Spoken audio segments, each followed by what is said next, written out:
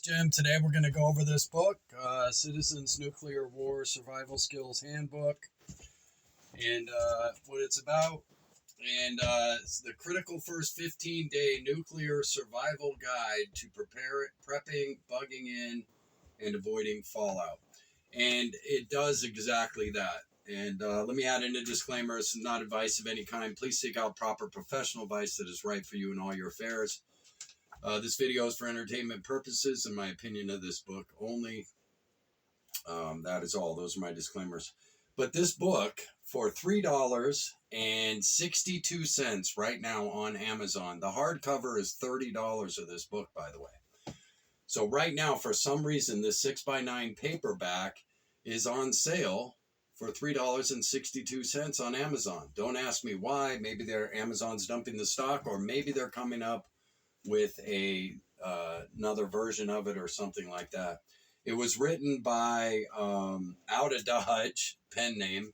So obviously either a prepper or a group of preppers. They also have a Facebook page. Wrote this, and I have to say it is written very simply. I was able to read it in about 3 hours. It's large font, 6x9. It has pictures, and you can see how it's written, how fast you can probably get through this. And one of the interesting things is this shelter, or this decontamination station, that you probably already have everything you need for a decontamination station at your home. And isn't that nice? And a shelter within a shelter was another great idea. A lot of simple ideas that can greatly mitigate your radiological contamination levels. But more importantly, what this book does is it helps go over the critical decision making that will be necessary in the first 24, 48, and 96 hour period that is going to make a world of difference to the outcome for most people. As was discovered from Hiroshima and Nagasaki, reading all the testimonies, what these people did and the differences in their outcomes, whether they were within 500 meters of the blast or farther away. But those who were in 500 meters of the blast, what were the differences in their outcomes? And this book talks a little bit about that. And it comes down to decision making. Do you have that knowledge and understanding of what you can and cannot do during those critical minutes after the blast? Seconds to minutes to then hours to then days, right? And all the way up to 15 days. So those are very interesting points that the book covers, I think, in a simple, easy way, and it goes over them a few times so that they are stuck in the brain. What should I do at this moment? For instance, many of us think, okay, I've got everything I need around the house, or I have my cellar set up for my radioactive shelter or whatever. Okay, what if you don't have a shelter? So that's where the shelter within a shelter portion of this book comes in, using everything around your house to build that shelter within the shelter, less some plastic and tarping or whatever, right? Okay, but most of what you need is already in your apartment or house to build yourself a decent barrier between you and that radiation, okay? And so that's an interesting point that this book goes over also. Also, it covers critical decision making depending on your proximity to the blast in that first minute to 15 minutes. That's going to be vitally important, such as, did you know that most of your municipal water systems will be contaminated, depending on their proximity to a nuclear event, within 15 minutes? Now, a lot of people don't know that. They think, oh, we're getting the water through these pipes. But let me tell you something, folks. Where that water's coming from is probably above ground, isn't it? And hence will probably be contaminated. So have you considered that? These are some of the points that this book covers. Now, I live on a well, so I'm not too considerate about that. But if I'm out in town shopping, or we have a potential target about 60 miles from where I live right now, not my bug out, but my home. So if that were struck and I happen to be in the Capitol shopping, or at my local VA, going to an appointment, am I going to have to bug in there? Is my EDC prepared to go, that 48 to 96 hours of hunkering down in one of those areas? If it's a shopping area what buildings are the best and which ones have cellars that you can probably get to with a bunch of other people, that is going to be absolutely vital and critical to mitigating your exposure to radiation in an event where you may be somewhat close to ground zero. Okay, and you have minutes, if not seconds, to make these decisions and get in those places. A lot of people are going to try to drive home at the exact wrong moment, when in reality they should probably hold up for 48 to 96 hours before even attempting to try and get home. Okay, and that, of course, that depends on your proximity to the blast, wind direction, all of that, doesn't it? They also give you a formula for your proximity to the blast distance, how long it takes in seconds for that blast and its effects to expand out, right? So another very interesting little thing that comes in this book for $3.62.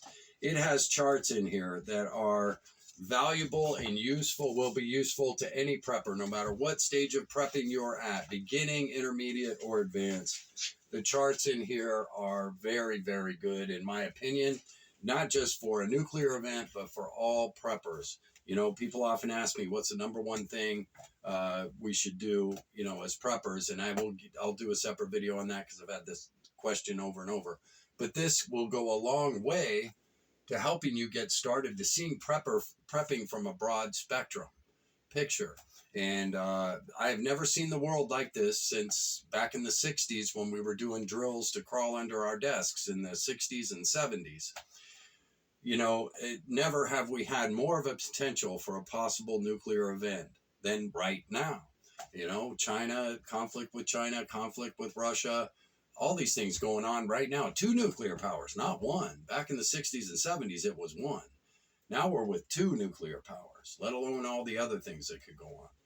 So for $3.62, I think this book is a steal. I just ordered one, sent it to my son direct from Amazon, because I think it's that good. It goes over that critical decision making that will be so vitally important to being a difference between catastrophic radiation exposure and the potential of you being minimal to no radiation exposure, simply by the decisions you make in the first 1 minute to 15 minutes, depending on proximity to the blast, but for sure the first 48 to 96 hours. Because remember, after 48 hours, the radiation is going to drop 70 to 80%. After 96 hours, it will probably drop 90%.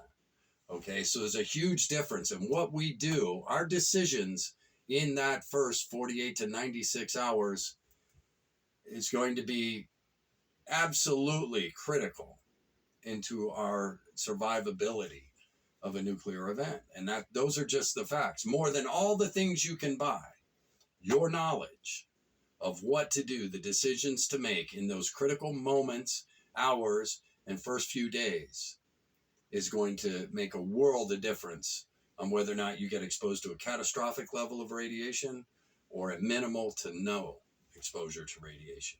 And those are the facts. And we learn a lot of this from, again, Hiroshima and Nagasaki. What were the difference between those close to the blast? Why did some live to be 80 or 90 years old after the blast, and some suffer severe catastrophic radiation poisoning?